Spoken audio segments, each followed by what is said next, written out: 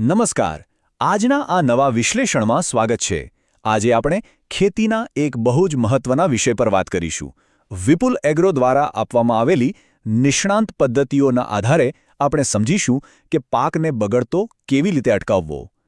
અહીં આપણે લસણ, ડુંગળી અને બટાકાને સુરક્ષિત રાખવાની દેશી અને સાથે જ વૈજ્ઞાનિક રીતોની વિગતવાર ચર્ચા કરીશું. ખેતી ક્ષેત્રે એક બહુ મોટો પડકાર હંમેશા રહેલો છે. મોંઘા કોલ્ડ સ્ટોરેજ વગર પાકને કેવી રીતે સાચવવો?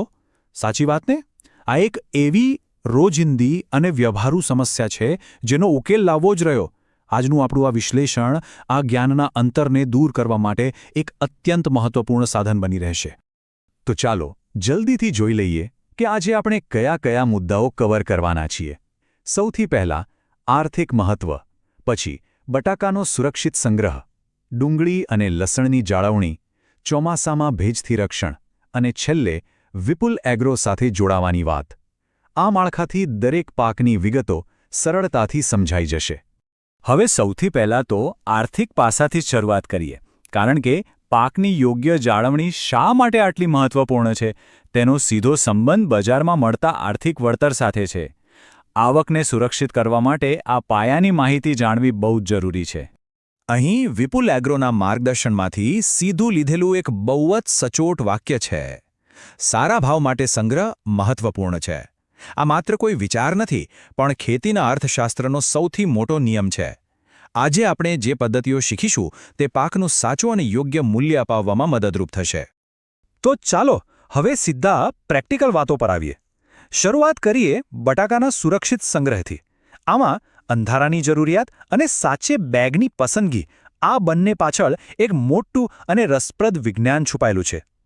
અહીં એક બહુ જ રસપ્રદ વૈજ્ઞાનિક પ્રક્રિયા થાય છે, જેને ગ્રીનિંગ એટલે કે બટાકાનું લીલું પડવું કહેવાય છે. જ્યારે બટાકા પ્રકાશના સંપર્કમાં આવે છે ને, ત્યારે તે લીલા થવા લાગે છે, જેનાથી તેની ક્વોલિટી એકદમ બગડી જાય છે. બસ આ જ કારણ છે કે બટાકાને હંમેશા અંધારાવાળી, ઠંડી અને હવાની પૂરતી અવરજવરવાળી જગ્યાએ જ રાખવા જોઈએ. અને આ વાત બહુ જ સ્પષ્ટ રીતે બતાવે છે કે સંગ્રહ માટે યોગ્ય સાધનો પસંદ કરવા કેટલા જરૂરી છે. અહીં ડાબી બાજુએ શણના કોથળા અથવા જાળીદાર બેગ જોઈ શકાય છે, જેની ખાસ ભલામણ કરવામાં આવે છે. જ્યારે જમણી બાજુએ પ્લાસ્ટિકની બેગ છે, જેને તો સંપૂર્ણપણે ટાળવી જ રહી.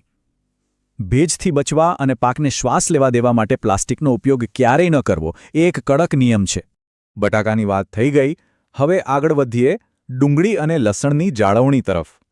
અહીં હવાની યોગ્ય અવરજવર જાળવવી અને થર બનાવવાની કળા પર પ્રભુત્વ મેળવવું ખૂબ જ જરૂરી છે.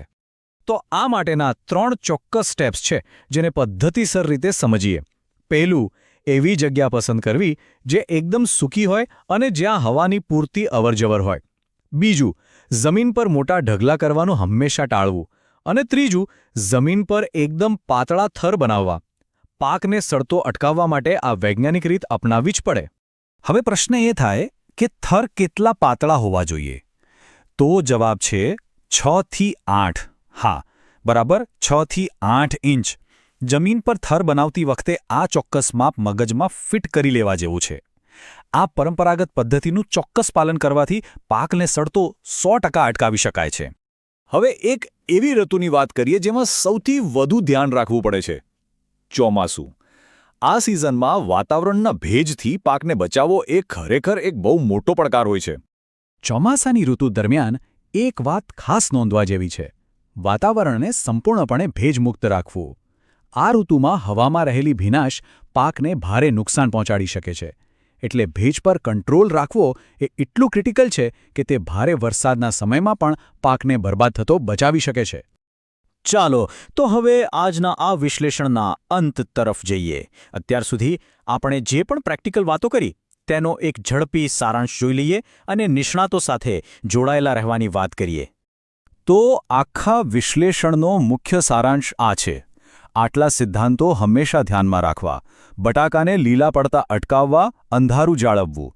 પ્લાસ્ટિકની જગ્યાએ હંમેશા શણ કે જાળીદાર બેગ જ વાપરવી. ડુંગળી અને લસણ માટે સૂકી અને હવાવાળી જગ્યા પસંદ કરવી. એના માત્ર 6 થી 8 ઇંચના જ પાતળા થર બનાવવા. અને છેલ્લે ચોમાસામાં કડક ભેજ નિયંત્રણ રાખવું. આટલી સરળ બાબતો પાકના રક્ષણનો પાયો છે. આવે જ વધુ નિષ્ણાત કૃષિ માહિતી અને સતત માર્ગદર્શન મેળવવા માટે વિપુલ એગ્રો ચેનલને સબસ્ક્રાઇબ કરવી એ એક ઉત્તમ વિકલ્પ છે. આ મૂળ સ્ત્રોતમાંથી મળતી માહિતી ખેતીના જ્ઞાનમાં વધારો કરવા માટે ખૂબ જ ઉપયોગી સાબિત થઈ શકે છે. અને અંતે જતાં આ એક મહત્વપૂર્ણ પ્રશ્ન પર વિચાર કરવા જેવો છે. શું સંગ્રહની આ એકદમ સરળ અને પરંપરાગત પદ્ધતિઓમાં મહારત મેળવીને આવનારા પાકનું સાચું અને શ્રેષ્ઠ મૂલ્ય સુરક્ષિત કરી શકાશે? ચોક્કસપણે આ પદ્ધતિઓ પાછળ રહેલી વૈજ્ઞાનિક તેજસ્વીતા અને તેનાથી થતા લાંબા ગાળાના આર્થિક ફાયદાઓ ખરેખર અદ્ભુત છે. આજના આ વિશ્લેષણમાં